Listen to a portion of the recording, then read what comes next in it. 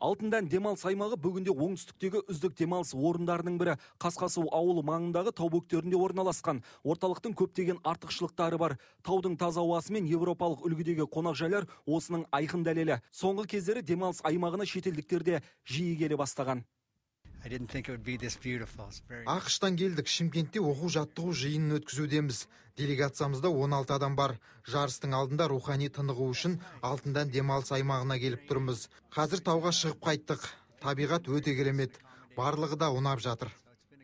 Ұлттық тағамнан дәм татып алған шетелдік қонақтар караокеде ән айтып, би билеп көңілдерін көтерді.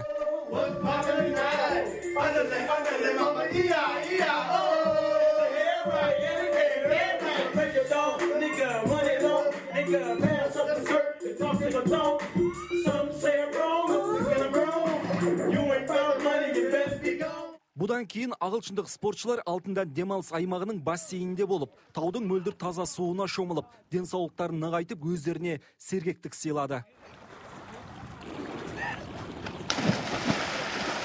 Осындай демалыстар адамды психологиялық тұрғыдан қуаттандырып, уайым мен жағымсыз ойларды сейілтеді дейді грек-рим күрестен ақш құрамасының мүшесі Кейлер Уильямс. Жарыстың алдында осындай демалыс қажет болып жүреді. Шаршағанымыз басылды. Сервистік қызмет, таудың таза ауасы барлығы көңілімнен шықты. Естен кетпес демалыс болды.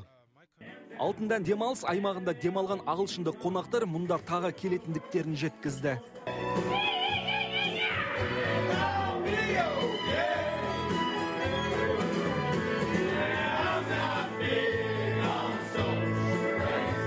Это Рахмет, Алтындан, зона отдыха.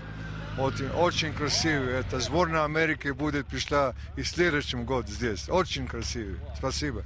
Рахмет. Жанболат Мелісұлы, Қанат Ноғайбаев, Сұлтан Шекербеков, ТВК телеарнасының жаңалықтар қызметі.